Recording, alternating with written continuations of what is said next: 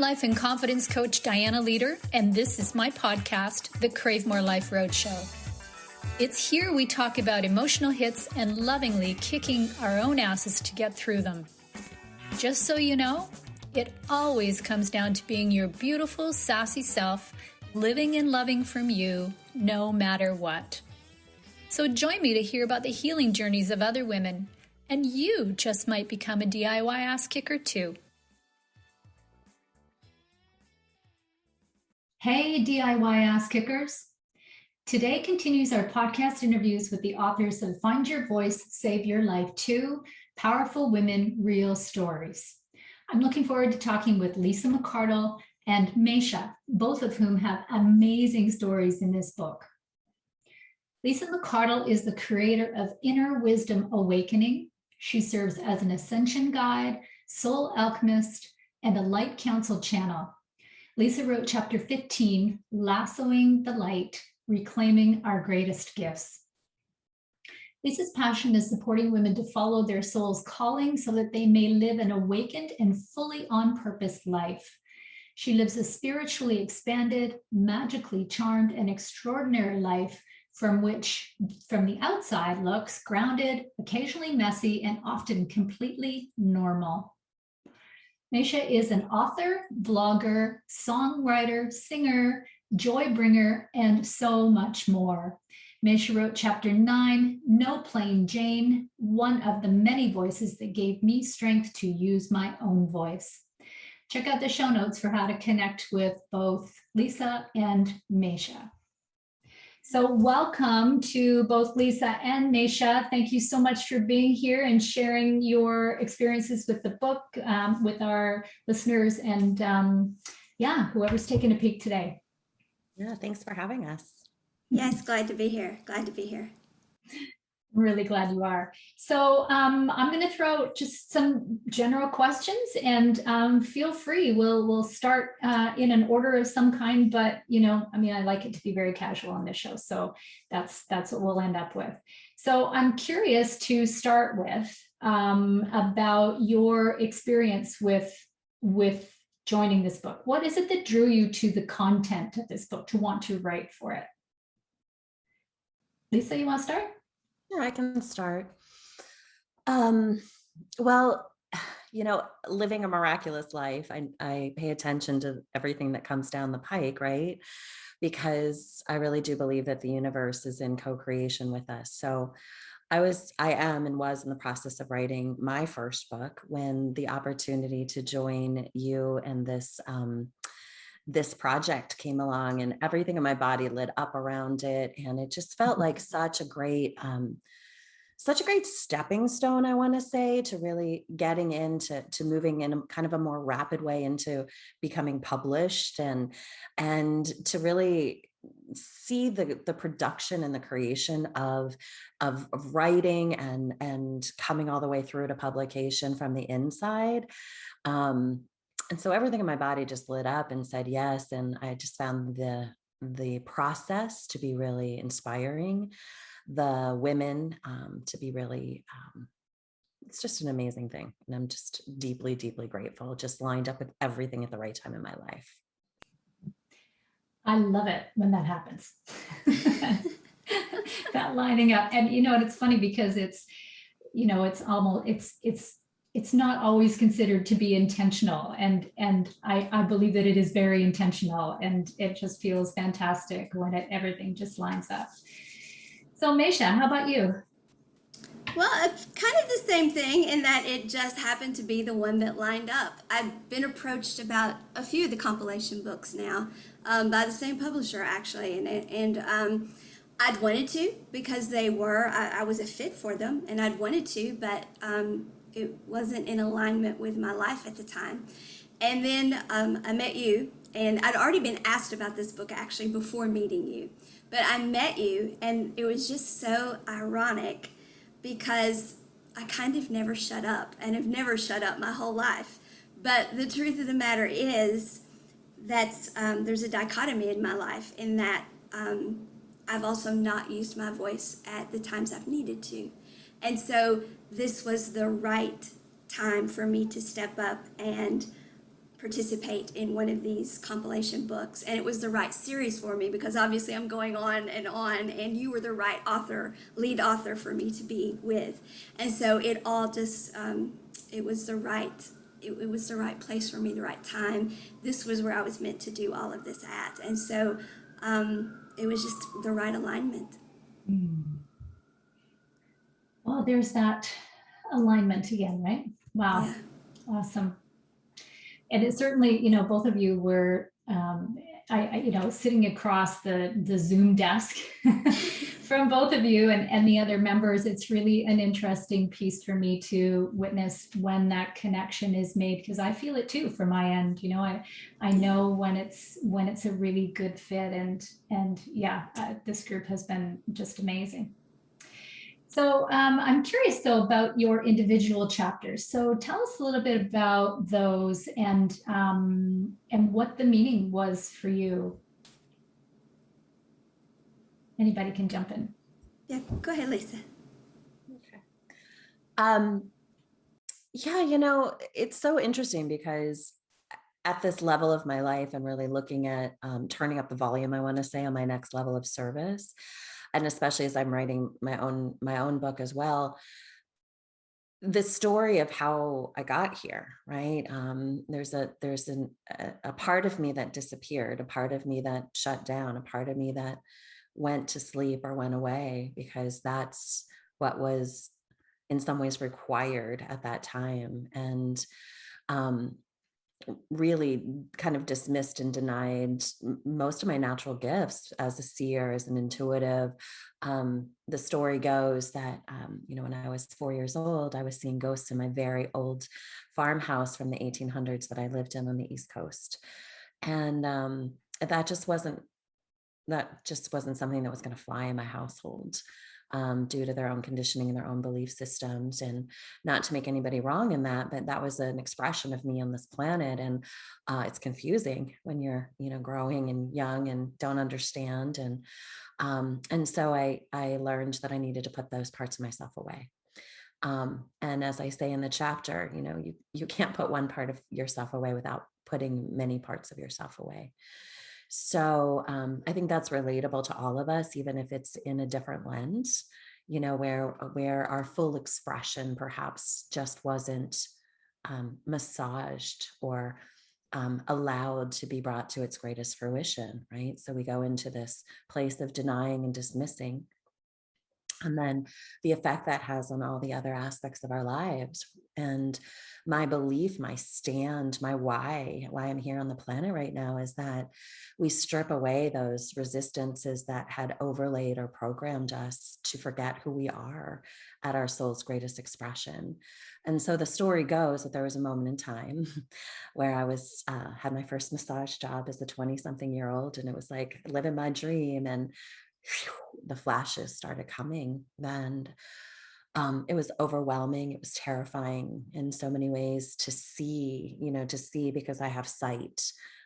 So to see the person under my hands and to see flashes of his life, and to wake up to start to see. So that's my story, but I think it's relatable to everyone. There's a moment in time in our lives where we strip away whatever we had sealed our greatest expression, right? It starts to strip away, because it's why we're here. And that can be as disorienting as covering ourselves up. And so coming in, I do believe it's my mission on this planet. And I know we all three relate to that, and all the authors of the book, that it's time that we come back to our authentic truth, our authentic voice, our authentic gifts, because it's our purpose here on the planet. And so whatever it takes for us to become that authentic version of ourselves, it's time for that. And so I feel like by us being brave and giving voice to it, we're inspiring, optimizing, and giving others permission to do the same. Thank you. Thank you. Yes, it is time. And it was also really courageous. It's not always easy coming out, so to speak. You know, it really isn't. We cannot please everybody all the time. So yeah, so congratulations. Thank you. Welcome. Maysha. Wow. I've been online helping people with chronic pain and invisible illness now since before there was Facebook. And so I outed myself in a world where people were keeping their mouths shut a long time ago. And so when could no longer take pain medications and started having to use meditation and quantum emotional healing, I just did the same thing like a bear in a china shop. I just went full blown and outed myself as using quantum emotional healing.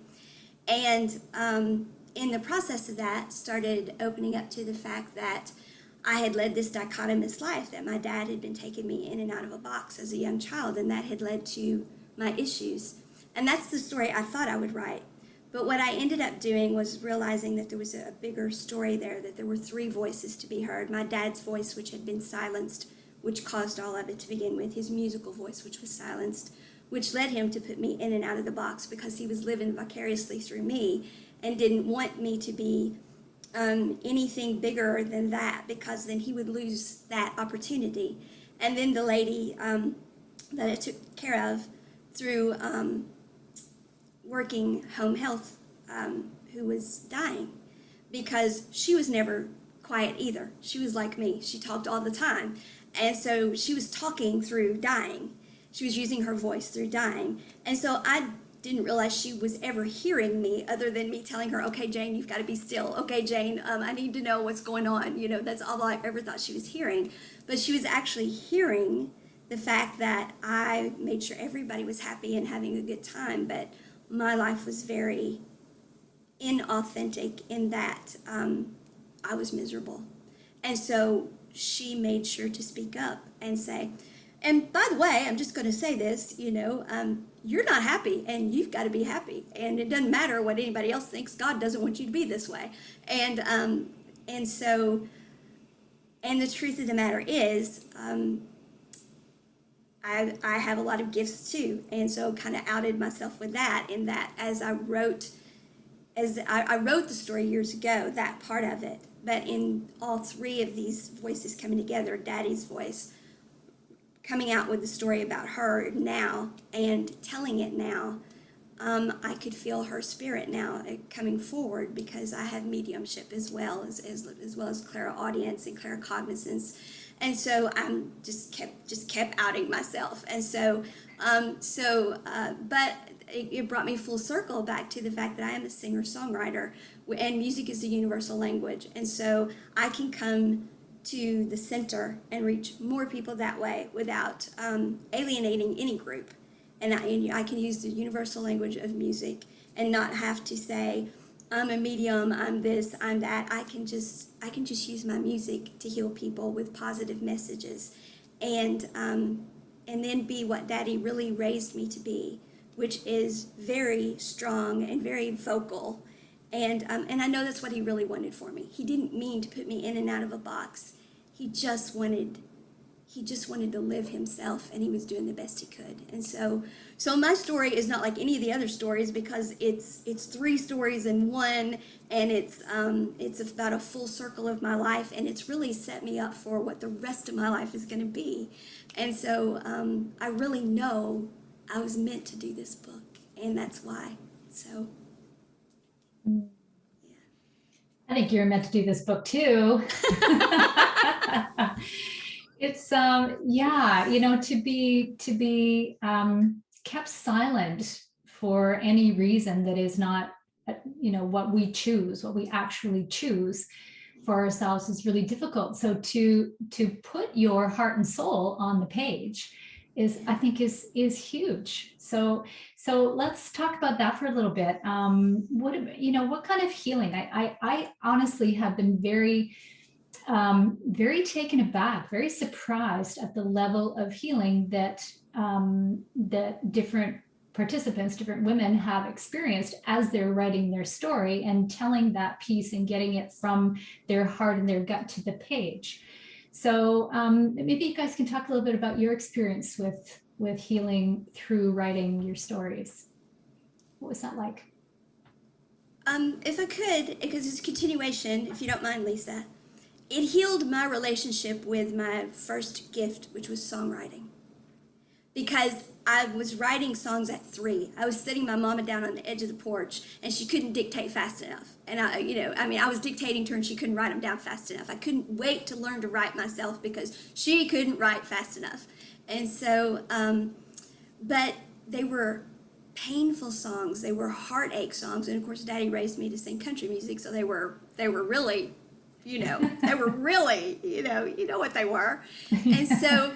And so my whole life, I would write some and then step away from it, write some and step away from it, because I was purging, but I didn't want to sing them because I was re-poisoning myself with it if I went back and revisited it.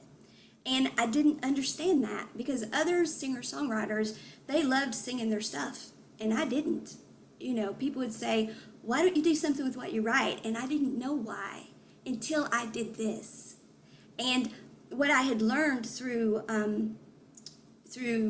meeting Elizabeth Kipp and through ancestral healing and all of the processes that I've been learning as I've been experiencing my own spiritual awakening, is that to heal is to not spend years and years in therapy, but to clear all of that and to bring in what the truths are, the positives, the truths, not to keep going over and over what we have cleared, what we have purged.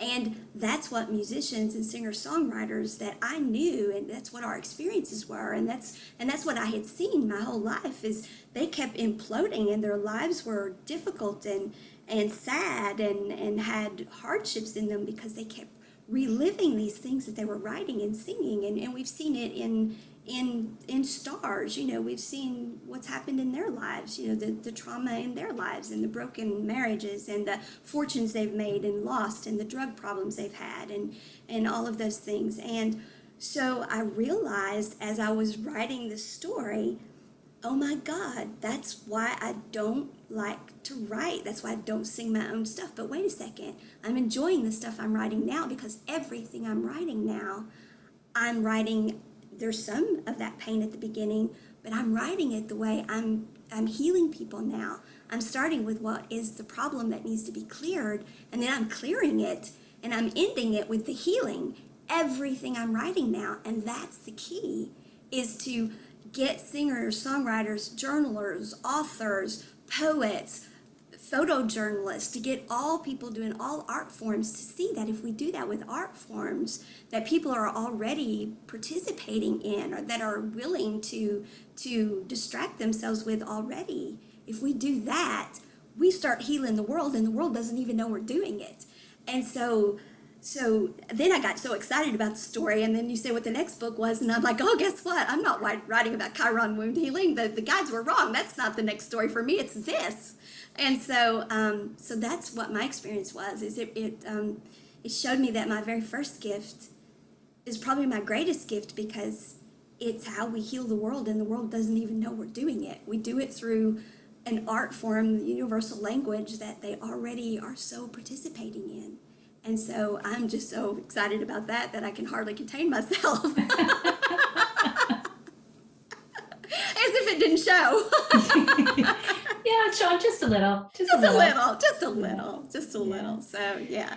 It's a deep look at where you experience that healing. And I think that's something that has been really, really clear to me, is that everybody experiences it on a different level, in a very different way. And sometimes it's huge, and sometimes it's a little bit, but whatever it is, if you can heal through writing or any other art form, then why wouldn't you? It's kind of a beautiful expression, any art form, a beautiful expression of yourself and part of your history. So it's right. And so acceptable to everyone. It's not controversial. Art forms are, music is not controversial to people. Audiovisual, and none of those things, that's not, people love it. People are open to it. People are going around with earbuds all the time for a reason. They love music. All of the guided meditations, people don't want to do the Far East Go Deep meditation, and I was doing a series on what meditation is and talking about how we're not grounded and centered, chronically we're not, because we don't want to do the work to be, and that we need to be. And I was doing a series on, okay, these are all the other ways you can meditate, etc. I was doing a series right before I had you on, and we talked about me doing the book. And there's all these guided meditations, and there's all these different music frequencies out there that you can listen to. And so people are open to all sorts of distractions, which are entertainment. They're open to all of that already. So let's just make sure that as artists, as people who are bringing that there, that we do it in a way that is healing, that we understand that we have the gift of healing through what we are already doing, that people are so open to. We have that power. And it's not power, we have that ability, we have that gift, we have that ability to bring to the world, and the world is open to it already. We don't have to convince them, they're open to it already. So use those abilities we have and do that. And so it's very exciting to me. Yes. and it's right there. So yes. Yeah. It's a really good point. Yeah. And I love that there is that piece that is about creativity. Yeah. Just makes sense. Yeah. Lisa, what was your experience with healing? Just to refresh the question again, it's about what healing did I experience through the writing project? Yeah. What was your experience with it? I would say that, I believe how we do one thing is how we do everything. And this has been a sequence, over my life in a lot of ways of allowing myself to be seen and taking that brave risk and based on a lot of my familial belief systems. You used the word earlier, Diana, about coming out. There's this coming out, and the same thing that put me in the box, it also still exists within, which is a really strong religious belief system. And there's a real vulnerability, a real risk, I would say, in some ways, to come out as a seer, as one that communicates and channels beings. And part of this book was the next step of me coming out, I want to say. And I find that I'm comfortable expressing who I am in certain places. Usually when I feel like I have control over the environment, right? Where I'm like, oh, I'm in this pod, or I'm in this sacred, safe space. So I can let the authentic truth of who I am and how I serve as a healer to come out. And so a lot of what's been coming up over these last couple of years, I would say, especially as we're moving into the mass of the Ascension portal through the awakening process, is this like fearlessness about having to, like, it's a non-negotiable, like I have to come out in my authentic expression, as I believe we all do.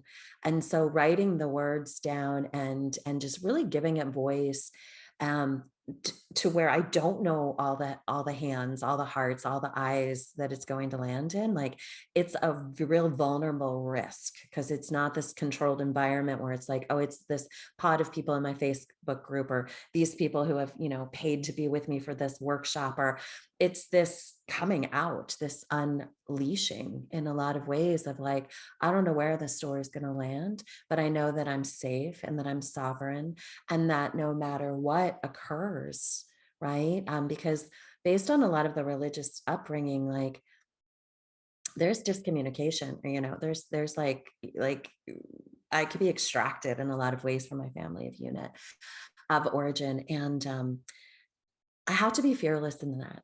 I mean, even just being here saying these words on this podcast that's going out, So the thing of it is that I know that's not unique. I know that's lifetimes of imprint about being able to be in our full authenticity, about being connected through the realms.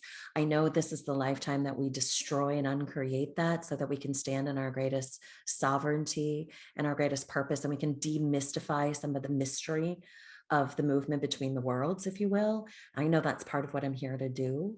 That's why I say in my intro that, I live this magically charmed, wild, out there 5D life that looks really freaking normal, right? Because these expanded expressions, like we are connected with all things in all the ways. What I do, who I am, and how I serve is not unique. We're all channels of the light. We all have messages that move through us. It's just those of us who are willingly brave to speak them that helps to transmute this planet. But we all have it. It's not unique. It's just, are you willing to allow for it?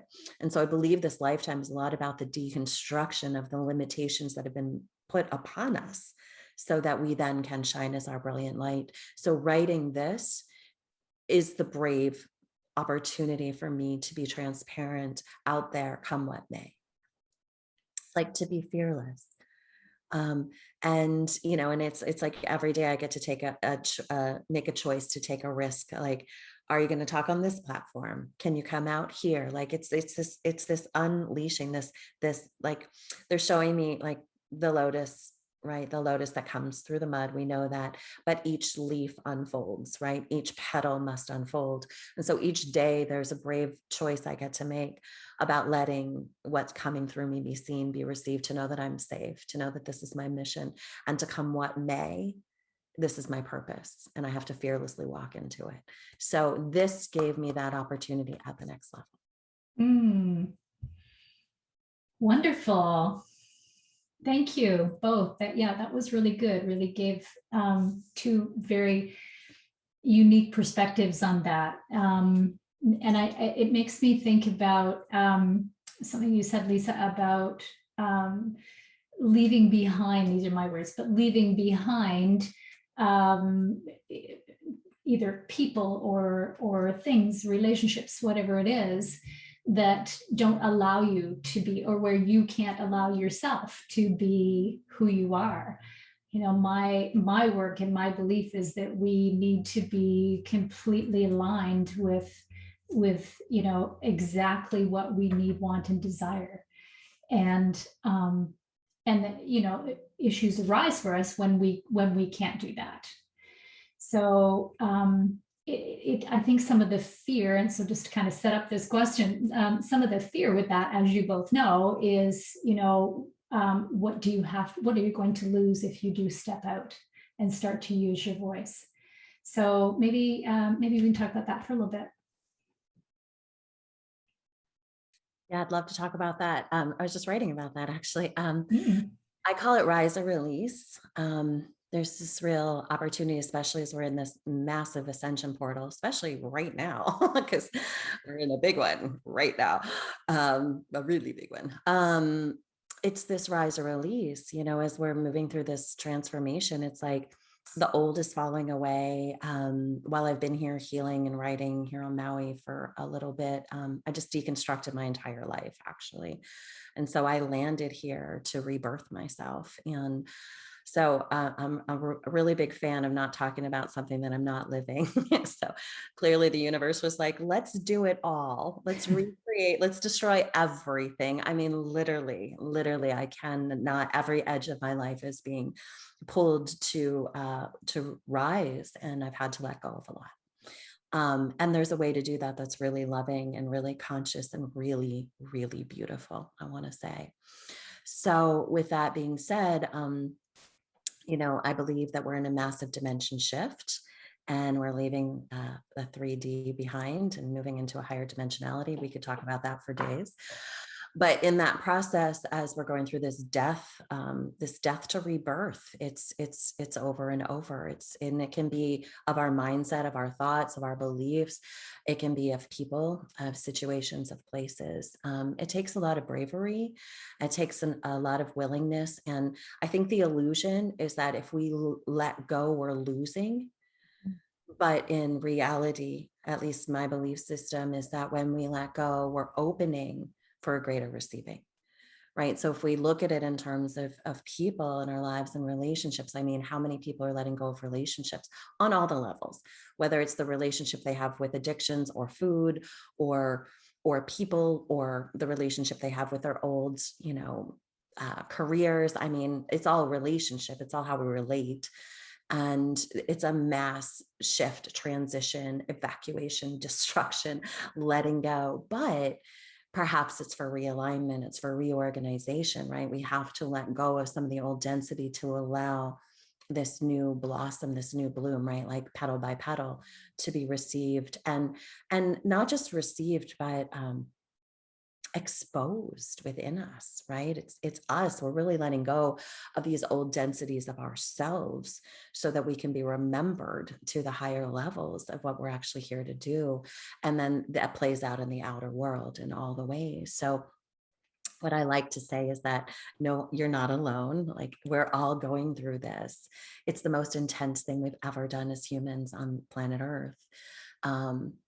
And we have to release some things to rise, and it takes bravery, and it takes a willingness to know that something greater, something more profound is awaiting on the other side when you create space. If you go to like the micro of it, it's like when you clean out the closet of your old clothes, you have more room to go get some new beautiful things, right? Mhm. So are you holding on to the old in fear? Are you releasing so you can rise in a curiosity of the grandness of what's expecting to take its place and to come to meet us? So it's rise or release. Let's do it. Yeah, rise and release. I love that. Love that. And I have to just toss in here that I think it was on a podcast yesterday with some other of the authors, and one woman said, you have to clean out the moldy food from the fridge so that you can breathe in that wonderful smell of baking soda. Okay, yeah, same kind of thing. Yeah, get rid of what isn't working and allow the new to come in. I love that. Yeah, thank you. Maysha. Wow, Lisa again set me up for my answer perfectly, because what I'm actually doing now is creating space for what my life is going to be, because I don't really know.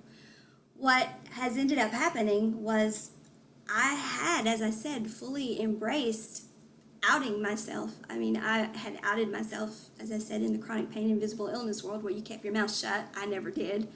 And then whenever I was going through spiritual awakening, I ended up getting divorced. I went to my mom's General Baptist, set up shop in her living room and announced, and by the way, I had a son who was schizophrenic, and everybody knew it, and I announced, okay, yes, I have an angel squad. I'm surrounded by angels. I hear them. I'm clairaudient. I'm claircognizant. I didn't hide any of it. And if you have mental illness in your family, do not be afraid to speak up. I outed myself full blown. And at that time, I was still talking to my chronic pain and invisible illness people, and that was over 10,000 followers at that time. So I didn't hold anything back. And I'm like, then there came this point where it was like, okay, about the time that I started the book, my birthday came around, and I went from having hundreds, if not thousands, of people wish me happy birthday to less than 100. And it hit me, not that, oh my God, what a loss. I didn't feel a loss. I realized you're not getting your message to people because you're being so bold. And the message is more important than you being so bold. So I had to step back and think, okay, and that's when I put on my page, is Bear in a China shop, trying to go through life wearing ballet slippers and looking like she's doing it with grace, because I wasn't, So I don't hide who I am now. I am what I am, and I don't hide what my gifts are, and I still work with people. And as Diana knows, I'll work with anybody that wants to work with me on whatever. If they want to do Akashic Records, okay. If they want to mediumship, okay. If they want intuitive healing, okay. I'll work with whoever. But I've stepped back. I turned the chronic pain stuff over to International Support Fibromyalgia Network. So I'm on their board still, but I let them deal with all the chronic pain stuff. I turned all that over to them. Somebody said, "You're doing what?" And I said, "No, that's not where I need to be." They made it very clear, you know, didn't get a single happy birthday, I don't think, from there. They don't want to hear what I'm saying, and I'm not going to impose myself on them. That's not what I need to be doing. And I went into songwriter mode, but I don't know that that's really where I'm supposed to be either. I know the fact that there is a correlation to the fact that the heart knows a story, and that about 3 years ago I started Every Life is a Story, and I have been saying that it is our lives, our stories, and so there is a correlation there. There is, and I keep having all these synchronicities in that I'm singing.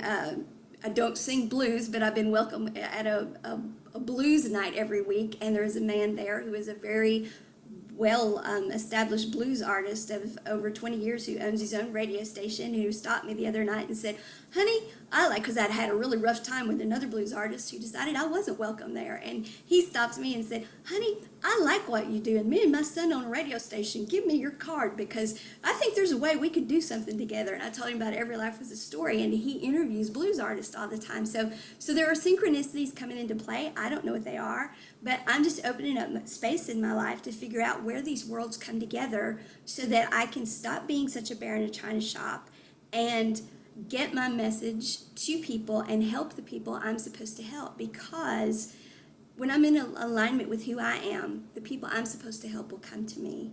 They'll be drawn in, and I know that. And so I obviously was not in alignment,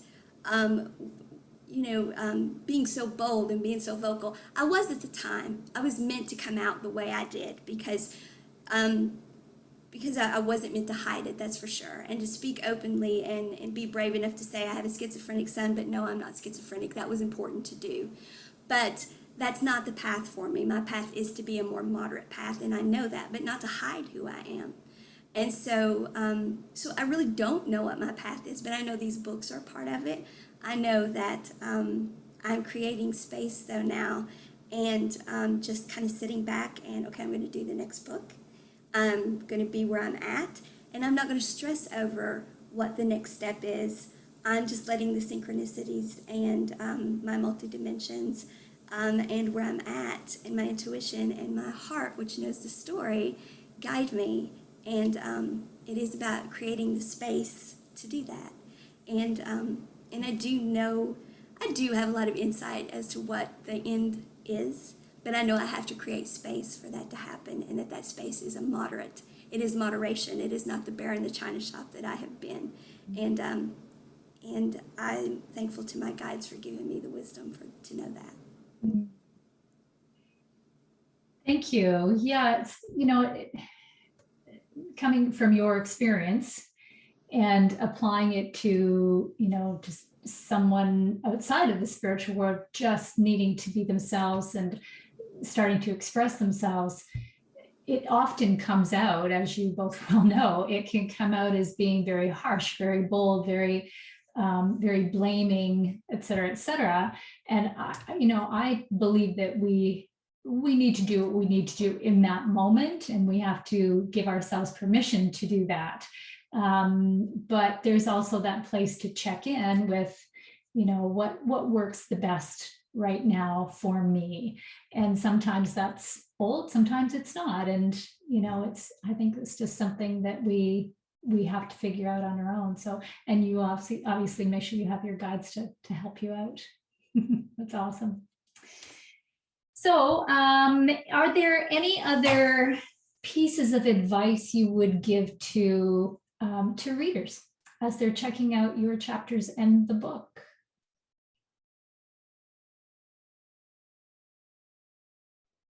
I would say that the most important thing, as Maysha just said, there's a story in every life. I really love that. And I think it's also really important as readers to put yourself in our life stories, to see where you relate. So yes, it's my story and it's all, 25 women's stories, but there's a piece in every one that's relatable. And if you can weave your own experience and expression into the stories that are being told, it really amplifies this, that there is no separation. It's not a me, it's a we. And so I would say really see, even though the storyline might be different, can you relate to anything that you're reading, to really to weave yourself into that storyline, and to glean your own confidence or opportunity or higher will to walk the path just as we've walked and have bravely shared. It's not about us, it's really about you as the reader, and how can this inform any decisions that you're making to live your, bold, audacious, fully on purpose life. Mhm. Great. Thank you. Well, what I tell everyone that I meet, I'll say I do every life is a story, and they'll say I don't think I could be on your show. I don't think my life is a story, and I challenge them to just talk a few minutes, and I'll say, there's a story, there's a story, there's a story.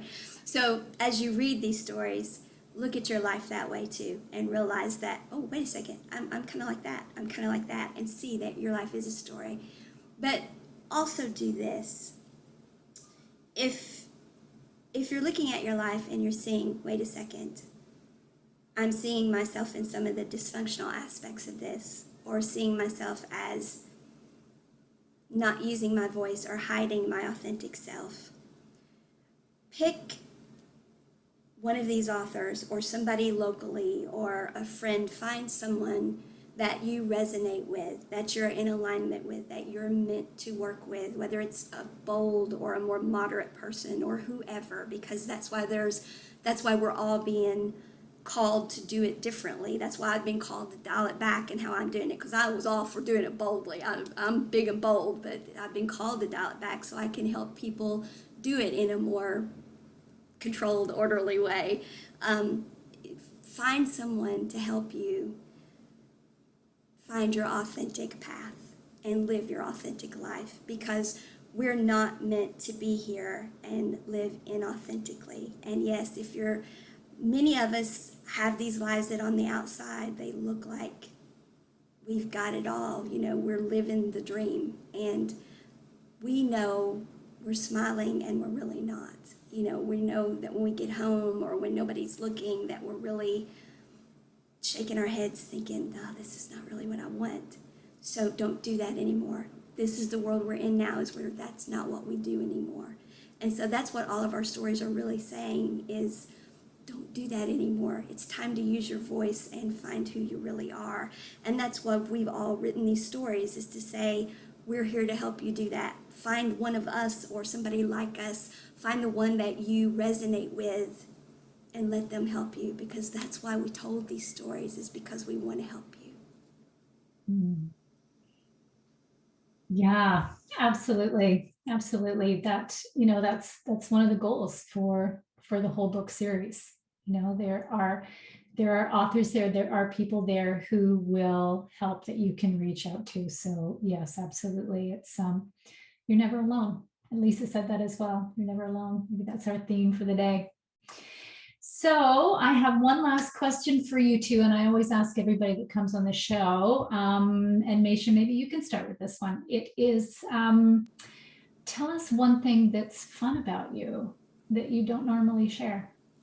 Oh, something fun about me that I don't normally share? Is there anything I don't share? Well, yes, there is that. That's probably the fun. Well, I guess, what is fun about me that I don't share?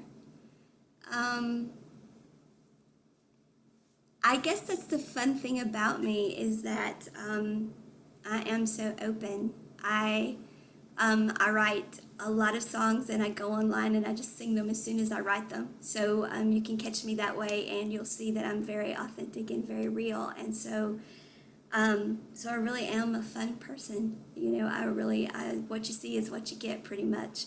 And I guess the fun thing about me that maybe people don't know is that the reason the title Joybringer is there is because I've had a business card since I was 14. And all of a sudden didn't have a business card because I didn't know what I was going to do.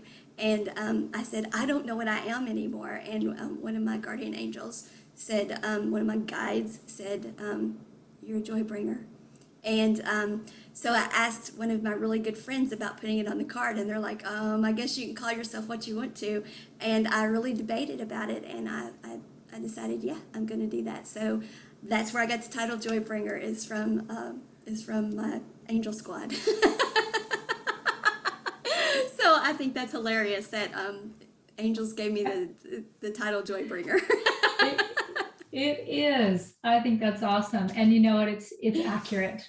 It's so accurate. Yeah. Thank you. That's lots of fun. Thanks. Thank you. Lisa. Wow, I'm glad I had some time to feel about that.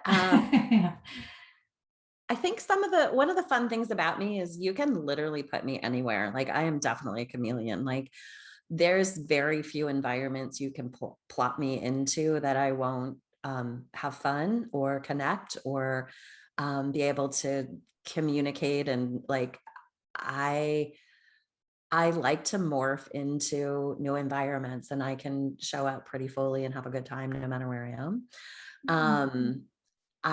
Something that's really fun for me is to have moments, days, hours where I don't know where I'm going or what I'm doing. And I'm just like, okay, Spirit, where do you want me to go? And I'm really enjoying that being here, because I'm here mostly by myself and on this island. And I'm just like, okay, where are we going? And just, the places I end up and the people I end up meeting. And, because I'm really open to it. Right. I'm like, and I find that traveling by myself gives me that, when we're in like pods, we just usually connect with who we're with, but there's like this, when you're just open and you're like, where are we going, Spirit? And it's like, turn left and get out of the car and walk into that store. And just, I'm like, okay. And it's always miraculous. Right. So that's fun. And the last thing is that, some people might not think this is fun, but I swear a lot. I think it's hilarious. Kind of think it's really fun. And that's just one thing, like, it, to be in my community, I'm like, I will definitely drop F-bombs on occasion, but when it makes sense, and it feels free and fabulous and fun to me. They say it's a sign of intelligence, so I'll go with that. I love it. It's funny. I would not have guessed that of you. We haven't kind of been in those circles, right? To be cursing, but this is the place to curse. So if you've got a word, that's fine. Just let it fly. It's I find it very entertaining as well. Yeah. Awesome. You guys are amazing. This is great. It's been really, really awesome having you here to talk about your experiences with the book. It's as you well know, it's a different kind of book. It's one that is meant to heal, both on the writing side, but particularly on the reading side. So yeah, I hope that you all get it and connect with whatever authors that you are drawn to connect with, and feel that goodness for sure. So thank you both, Lisa and Maysha. I appreciate you being here very, very, very much. And keep doing the amazing work that you're doing, and keep getting your guided messages and go have some fun with it. Yeah. So listeners, thank you so much for showing up today. Really appreciate it. And just don't forget that by just showing up today, you actually are kicking your own ass. So thank you so much. We'll see you next time. If you like today's podcast, hit subscribe at the bottom on your way out, and come find me at cravemorelife.com for even more DIY ass kicking.